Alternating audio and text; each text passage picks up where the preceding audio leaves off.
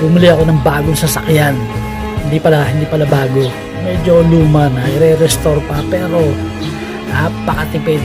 Hindi gumagamit ng gasolina. Ito na sagot sa mataas na presyo ng gasolina ngayon. So, tingnan nyo. Ayun, no?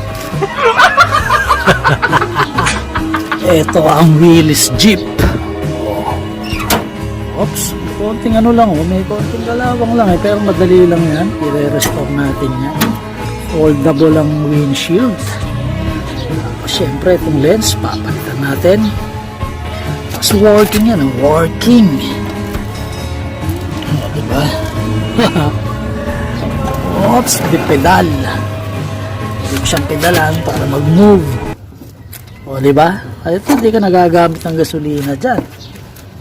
Kaya naman, papangalanan ko na ngayon yan ng Jepoy. Ito si Jepoy. Ang bago kong 4 wheels. Sayang walang reserve.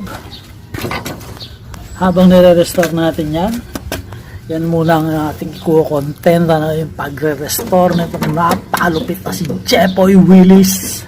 Ay siya, yun lang muna. Ito uli si Kumbrad. Ayos!